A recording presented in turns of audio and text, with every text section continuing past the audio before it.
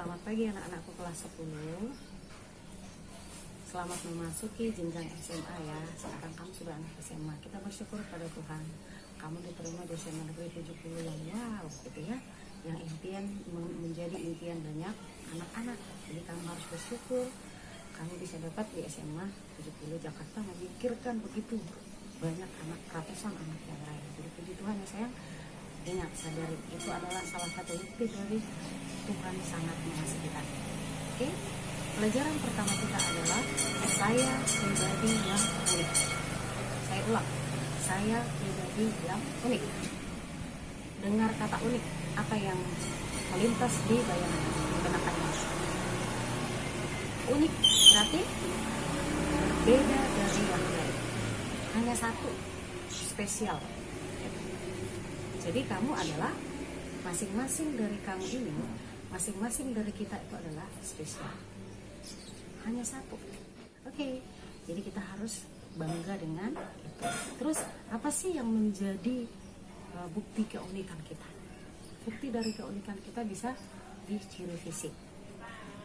Fisik, kalau fisik bisa jenis rambut, jenis kulit, tinggi badan, warna kulit, gitu. Ya. Kalau misalnya di fisik, cara berpikir. Kalau cara berpikir, mungkin ada yang pintar, ada yang sedikit kurang pintar, gitu ya. Tuh, tapi itu nggak jadi masalah. Nanti itu yang akan kita betulkan, kita perbaiki di masa depan. Tapi kita sadari dulu ya. Terus pengalaman keberhasilan ataupun sebaliknya, itu yang membentuk kita menjadi pribadi yang unik. Jadi pertama tadi fisik kita, itu jelas kita dong berbeda dengan yang lain. Apa? Bisa jadi jenis kulit tadi, warna kulit, jenis kelamin, bisa juga misalnya rambutnya ada yang lurus, ada yang keriting, bisa juga hidungnya ada yang biasa aja, ada yang macam-macam dah. Itu kalau fisik, ada yang tinggi, ada yang sedang, ada yang mungkin pendek, sedikit pendek. Oke, nggak jadi masalah. Itu membuat kita berbeda. Kedua, cara berpikir. Cara berpikir ini adalah seseorang yang menyadari apa yang di dalam dirinya, apa yang di luar dirinya, gitu. Seorang yang menyadari apa yang di dalam dirinya, apa yang di luar dirinya. Jadi akal budi ini yang membedakan kita dari makhluk ciptaan Tuhan yang lainnya. Akal budi ini nanti bisa membawa kita kemana-mana. Ya, ini sangat berpotensi membentuk pribadi kita menjadi yang lebih baik, gitu ya. Di samping keterbatasan kita, terus pengalaman keberhasilan dan sebaliknya, mungkin kita mengalami kegagalan. Nah, maksudnya di sini ada orang yang kalau mengalami keberhasilan, apa sih namanya, senang, terus ya sudah bersyukur gitu. Ada yang lebay gitu, mungkin sampai orang gimana gitu, sampai ilfil gitu ya. Tapi ada juga yang menanggapi misalnya kegagalan itu, ada yang biasa-biasa saja, ada yang membuatnya menjadi bahan introspeksi atau pelajaran, tapi ada juga yang jauh, bahkan tidak mau lagi gitu, bahkan patah semangat untuk mencari atau mengembangkan yang lain. Nah, ini juga membuat kita berbeda. Terus setiap orang sebenarnya adalah pribadi yang unik, yang tadi saya katakan. Hanya kamulah yang seperti kamu, tidak ada yang lain. Bahkan walaupun misalnya kamu itu kembar siam, itu pasti selalu ada bedanya. Itu karena Tuhan luar biasa. Kamu tuh sedetil mungkin diciptakan untuk selalu berbeda dari yang lain, gitu. Nah, jadi sumber sejati keunikan itu adalah siapa? Tuhan, gitu. Nah, maka kamu adalah masterpiece dari karya Allah. Dari seluruh karya Allah di dunia ini, kita yang terbaik, gitu. Kita yang teristimewa. Dan kamulah yang paling dikasihi oleh Tuhan. Kamulah yang terpilih. Apa buktinya?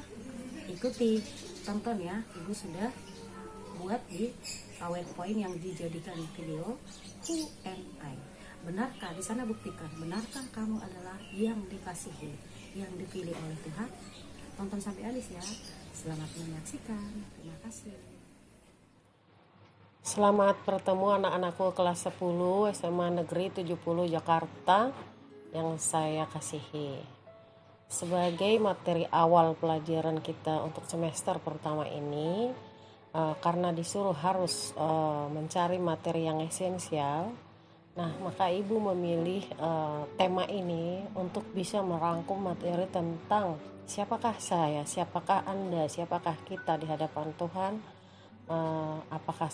Kenapa saya makhluk otonom, kenapa saya makhluk yang unik, kenapa saya makhluk yang berpribadi.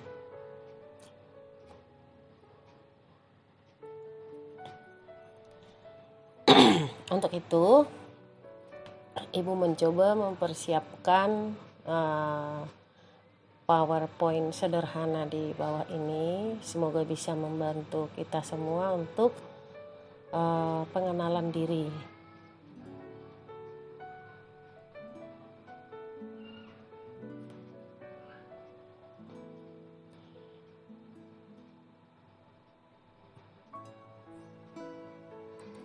Baik, siapakah saya?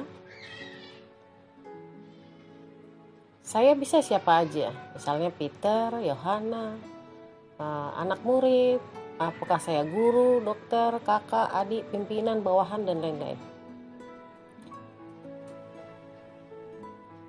Tapi pernahkah kita terpikir dari manakah kita berasal? Bagaimana kamu ada atau kita ada seperti sekarang ini? Dan apa tujuan Tuhan menciptakan kamu, kita, saya dalam keluarga saya? Siapapun kita, apapun jabatan, keberadaan kita, yang jelas kita berasal dari buah cinta sebuah perkawinan. Dia yang memilihkan ayah dan ibu kita, membuat perasaan yang kuat di antara mereka untuk membuat suatu keputusan membentuk mahligai perkawinan. Ayah kita, ibu kita, saudara kita, teman kita, guru kita, lingkungan kita, kebangsaan kita, itu semua sangat berpengaruh atau sangat berperan penting atau berkontribusi dalam tumbuh kembang kita hingga saat ini.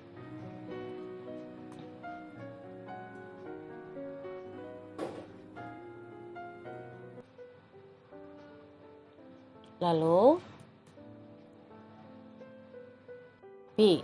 pernahkah, sekarang kita kan sudah menjelang dewasa nih, pernahkah terpikir atau pernahkah kamu bertanya sama ibu atau ayah, bagaimana mereka mengharapkan kita bertumbuh atau ada di dalam rahimnya, di dalam keluarganya? Apa yang mereka lakukan supaya kita ada dan kita bisa nyaman, kita bertumbuh sehat dengan baik di dalam kandungannya, di dalam pengawasan mereka. Kedua, bagaimana rasanya membawa kita dalam tubuhnya selama 9 bulan? Apa yang dirasakan? Apa yang dipersiapkan mereka menjelang persalinan? Dan apa yang mereka rencanakan setelah kita lahir atau kamu lahir? Bagaimana mereka merencanakan masa depan kamu? Apa saja yang mereka upayakan dan apa yang mereka harapkan darimu? Di atas segalanya, siapa yang mereka andalkan, yang mereka libatkan untuk semua harapannya atas diri kamu?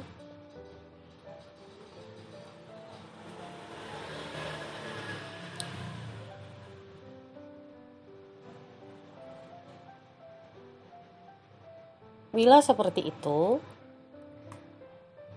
kamu, saya, siapa saja di antara kita yang ada di komunitas ini sekarang, kembali kita merenung. Pernahkah kita kecewa pada orang tua kita? Atau berpikir andaikan punya orang tua seperti yang lain, yang kita inginkan, yang mungkin lebih dari orang tua kita? Atau berarti ingin mengganti orang tua kita? Dan menurutmu, ibu ulangin, apakah orang tua juga sering kecewa, sering tidak puas terhadapmu, lalu ingin menggantimu dengan anak yang lain seperti yang mereka inginkan? Tolong dipikirkan, dijawab dalam hatinya sendiri masing-masing. Kedua, pernahkah kecewa terhadap diri sendiri, lalu ingin menjadi seperti orang lain? protes pada orang tua, protes kepada Tuhan. Apakah itu wajar dan adil bagi kamu, bagi orang tua dan bagi Sang Penciptamu? Menurutmu seperti apa? Menurutmu, apakah Tuhan bangga atau kecewa terhadapmu, lalu Ia ingin menggantimu dengan orang lain saja yang Tuhan inginkan, yang lebih bisa melakukan kehendaknya? Karena Ia, ingat, Dia adalah Maha Kuasa, Dia bisa melakukan apa saja.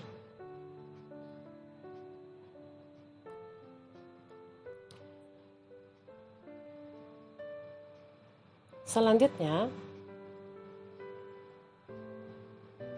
apa pendapat kita tentang firman Tuhan yang mungkin udah berkali-kali kamu dengar, bisa di gereja, bisa di sekolah, bisa dalam renungan pagi, atau bisa dalam nanti akan kita lakukan setiap pagi, itu adalah ibadah pagi sebelum mulai pelajaran. Misalnya Kejadian 1 ayat 26, berfirmanlah Allah. Ingat, berfirmanlah Allah, baiklah kita menjadikan manusia menurut gambar dan rupa kita, supaya mereka berkuasa atas ikan-ikan di laut dan burung-burung di udara, dan atas ternak dan atas seluruh bumi, dan atas segala binatang melata yang merayap di bumi.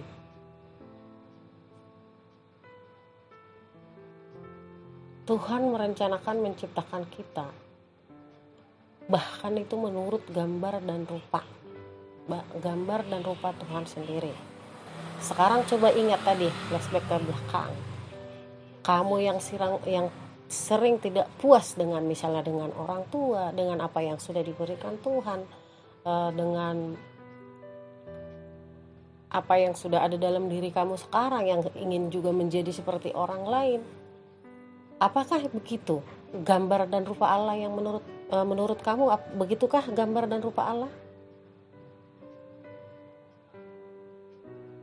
Begitukah gambar dan rupa Allah yang nanti pada akhirnya diserahkan untuk melestarikan atau menguasai seluruh ciptaannya?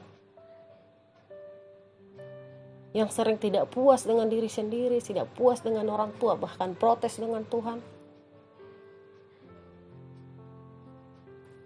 Oke, lanjut. Di Mazmur 139 ayat 16. Matamu melihat selagi aku bakal anak, dan dalam kitabmu semuanya tertulis hari-hari yang akan dibentuk sebelum ada satu pun daripadanya.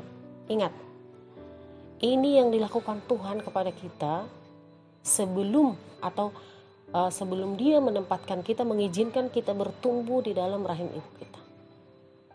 Dia melihat kita, dan sudah direncanakan, sudah dituliskan dalam kitabnya seberapa lama kita hidup. Lalu, bagaimana pendapatmu apakah dengan ini rencana Tuhan terhadap diri kamu ini sebelum Dia bahkan sudah ditetapkan sebelum kamu ada di dalam keluarga orang tua kamu. Dan ada di Yeremia 1 ayat 5. Ini Tuhan juga yang berkata, sebelum aku membentuk kamu dalam rahim ibumu, aku telah mengenalmu. Ingat, Dia mengenal kita dan menguduskanmu sebelum dilahirkan, dan menetapkan sebuah tugas yang mulia kepadamu. Kembali lagi ke belakang. Siapakah kamu yang tadi, yang sering tidak puas, yang sering kecewa, yang suka protes? Apakah ini sosok yang disiapkan Tuhan, yang dikenalkan Tuhan, yang dikuduskan Tuhan, yang ditetapkan untuk sebuah tugas mulia?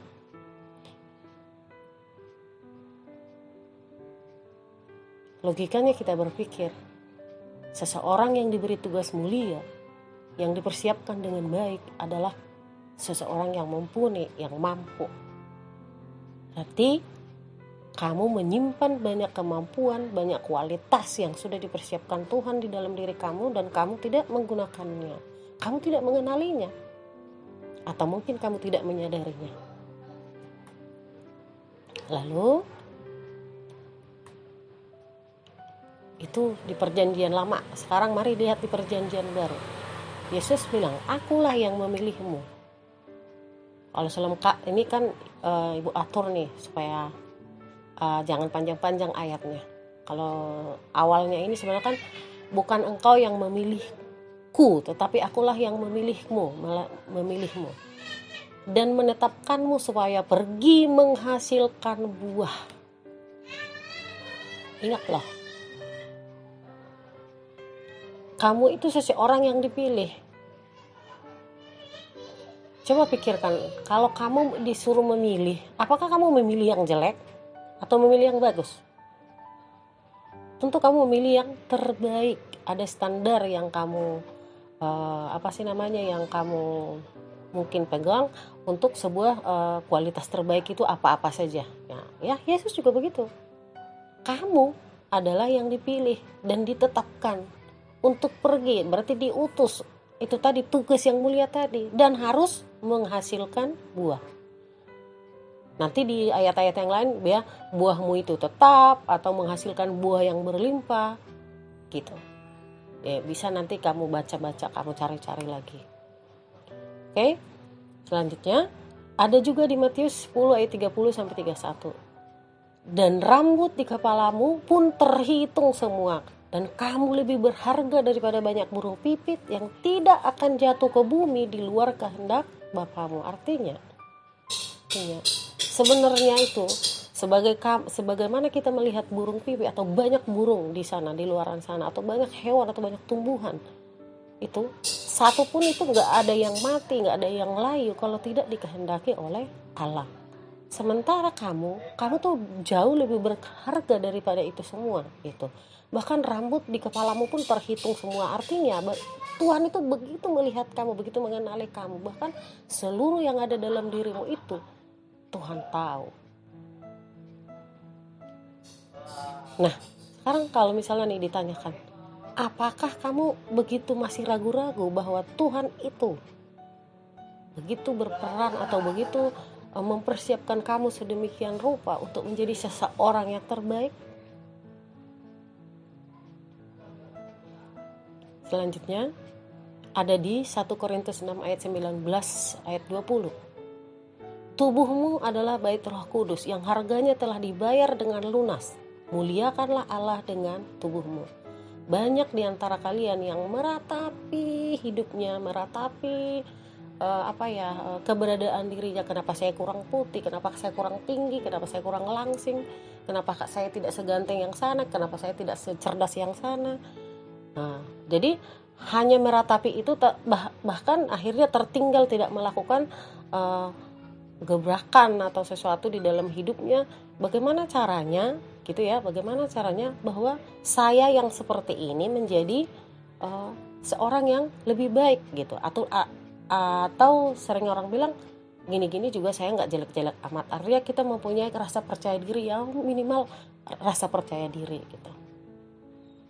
Jadi sehingga orang tidak melakukan apa saja untuk dirinya, misalnya ya maaf ya, kamu yang suka drakor sekarang ya kan, hancurin badannya sana sini demi mirip yang lain.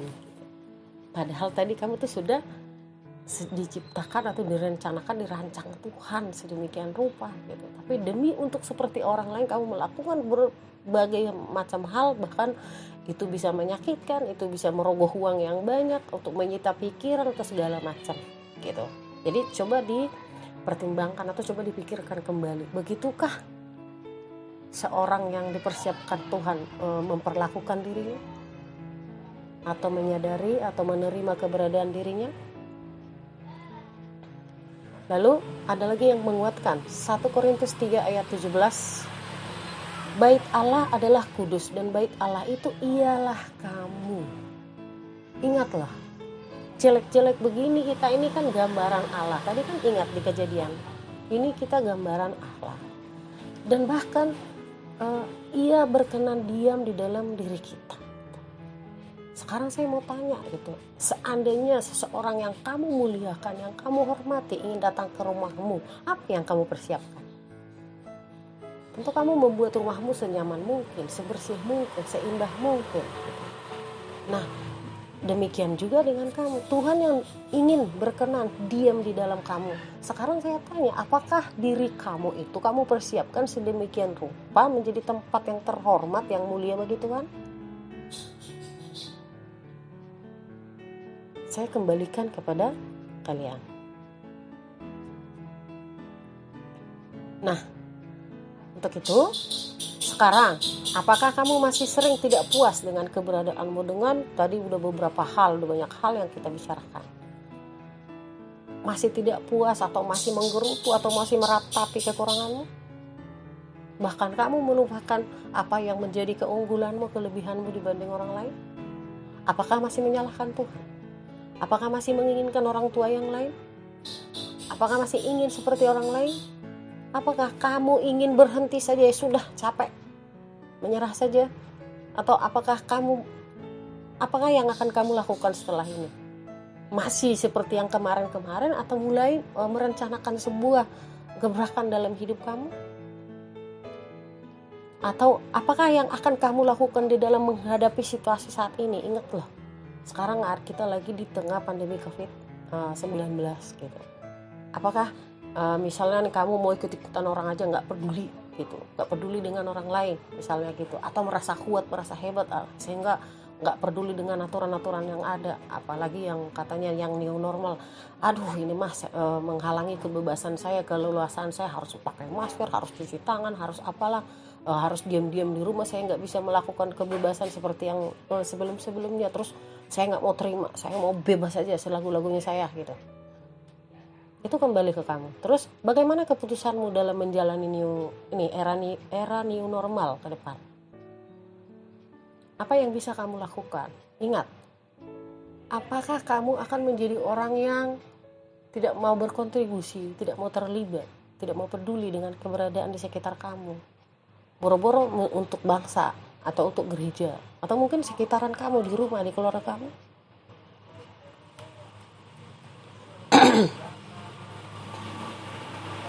Jadi ibu teringat, ibu senang dengan film kartun ini, SpongeBob SquarePants, ya pasti semua tahu ya. Itu ibu senang itu karena di situ mewakili banyak karakter-karakter yang setiap hari bisa kita temukan dalam kehidupan sehari-hari. Nih, ada Gary, ada Plankton, ada Tuan Crab, ada Sandy, ada SpongeBob, ada Patrick, ada Squidward, ada Nyonya Puff, ada Miss Pearl. Ya. Mari lihat karakternya satu persatu. Ya, ini ibu mengambil tokoh ini untuk tadi kan. Terakhir, apa yang kamu lakukan dalam menghadapi atau menjalani new normal tadi kan? Nah, coba kalau misalnya kita gambarkan dengan tokoh film tadi, film kartun yang tadi itu SpongeBob SquarePants. Kamu mau jadi Mr. Krab? Kita tahu semua sifatnya Mr. Krab seperti apa. Oke? Lanjut. Atau Miss Pearl ya, yang sukanya boros hura-hura, sementara bapaknya hematnya minta ampun, kikirnya minta ampun, bahkan terlalu tamak, tapi anaknya malah kebalikan. Coba renungkan, kamu seperti itu nggak di rumah kamu? Terus Squidward yang kepedean, yang sombong, yang merasa lebih hebat, ya itu tadi. Kamu merasa kuat, kamu merasa hebat, hingga nggak mau peduli dengan aturan-aturan new normal misalnya gitu. Seperti itu. Terus atau seperti Patrick, santai, lambat, ya bisa dibilang mohon maaf, cenderung bodoh, bahkan pemalas. Karena apa? Setiap hari yang dilakukan adalah bangun, menunggu SpongeBob keluar untuk bekerja, lalu dia hanya menyapa SpongeBob, nanti nunggu SpongeBob pulang lagi, disapa lagi, atau diajak bermain. Ya, dia tidak bisa mencari makan, dia hanya menunggu-nunggu dianterin makan sama papa mamanya. Selama hidup kamu seperti itu? Atau seperti SpongeBob sendiri yang sederhana, baik, pengertian. Kalau menurut ibu sih, bahkan kadang-kadang jadinya dimanfaatin gitu, dimanfaatin karena kesederhanaannya, karena kesederhanaannya gitu. Tapi apakah itu sebuah kebodohan? Karena menurut saya dia nggak bodoh, dia hanya ingin mengerti atau ingin membahagiakan orang-orang di sekitarnya dengan apa yang dia bisa gitu. Nggak usah dengan hal yang muluk-muluk ya. Terus Mr. Puff memang baik sih, tapi nggak sabaran gitu. Nah kamu apakah kamu nanti oke, memang baik gitu, tapi sedikit-dikit aduh marah gitu, nggak bisa sabar dengan apapun, hal kecil apapun nggak bisa sabar gitu. Pokoknya ya jadinya kalau dengerin seperti itu sih gregetan ya gitu ya. Terus atau Sandy, cerdas, lugas, tegas, baik juga Sandy, tapi orang seperti ini biasanya ditakutin ya, dijauhin ya, karena kayaknya sehari-harinya nggak ada waktu bersantai gitu, karena harus belajar mencari keahlian, mempertajam keahlian gitu. Tapi nggak apa-apa juga sih gitu, kita ini kan punya punya pemikiran atau punya cara, punya teknisnya gimana mengawinkan karakternya. Misalnya yang cocok di sini kan karakternya SpongeBob dengan Sandy gitu. Gimana menjadi seorang sederhana yang baik, yang pengertian, tapi juga cerdas, tapi juga lugas, tapi juga tegas. Bisa dong kan? Di beberapa kesempatan kita bisa posisikan, kondisikan diri kita seperti itu. Nah ini yang lagi, kalau mohon maaf kan emang ibu nggak mengikuti ini semua, film ini semua, tapi yang secara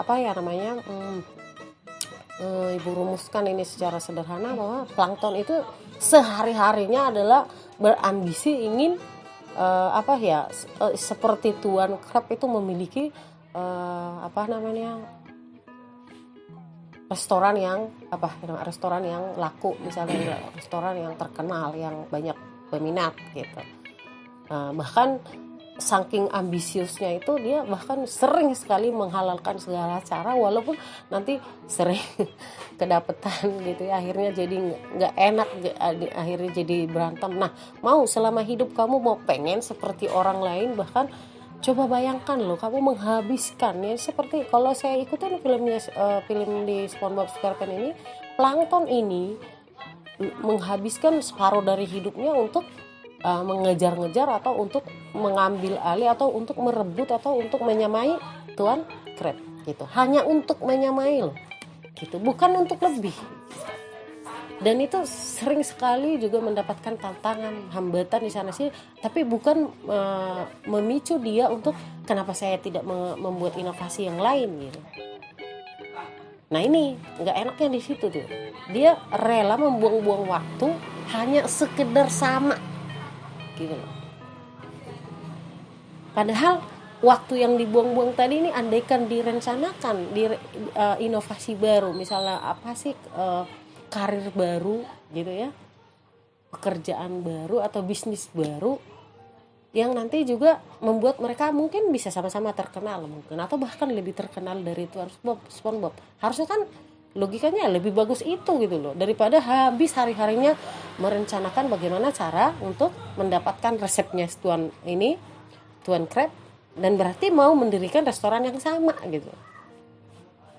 Nggak ada ya, menurut ibu nggak ada kelebihannya gitu. Oke, jadi seperti itu. Makanya saya kembalikan ke kita semua, siapakah kamu, siapakah saya. Kamu boleh menentukan. Kita ini kan makhluk yang otonom, artinya kita punya kehendak bebas, punya kuasa untuk menentukan apakah saya ingin jadi siapa aja. Atau misalnya nih, kalau bisa dibilang, apakah kamu di sini diciptakan Tuhan, ditempatkan Tuhan di keluargamu hanya secara kebetulan saja, tidak punya tugas atau tidak punya misi? Padahal tadi di ayat-ayat kitab suci itu sudah kita dengarkan, aku menetapkanmu untuk sebuah tugas mulia, aku mengutusmu atau menyuruhmu pergi untuk menghasilkan buah, kata Yesus gitu. Gimana ini kita menyikapi firman itu gitu? Apakah tokoh seperti Patrick gitu bisa memenuhi Nah, memenuhi tadi yang difirmankan Tuhan kepada diri kita. Apa misalnya tadi alasan Tuhan menciptakan kita di dalam keluarga kita. Apakah tokoh seperti Patrick bisa memenuhi itu? Tentu nggak bisa kan? Nah, atau tokoh kayak Tuan Crab atau Mr. Puff atau macam-macam lah. Menurut ibu di sana itu adalah itu tadi karakternya Sandy dan karakternya SpongeBob itu adalah karakter yang pas untuk menjadi seseorang yang benar-benar ditentukan, dipersiapkan Tuhan sedemikian rupa, bahkan dikuduskan, yang tadi rambutnya terhitung gitu ya. Artinya kamu tuh dijaga banget gitu, Tuhan mengenali kamu banget gitu. Nah, untuk tugas mulia tadi supaya pergi dan menghasilkan buah, itulah kamu. Oke, jadi mulai sekarang kamu juga harus punya gebrakan baru atas diri kamu. Jangan selalu meratapi apa yang tidak kamu punya, apa yang tidak kamu bisa. Malah nanti membuat kamu lalai atau lupa, bahkan tidak sadar ternyata kamu punya banyak kelebihan-kelebihan yang lain. Nah, kalau nanti pribadi seperti itu tadi yang saya bilang, kalau perkawinan antara karakternya Sandy dengan SpongeBob ini bisa menjadi sesuatu loh di tengah pandemi COVID-19.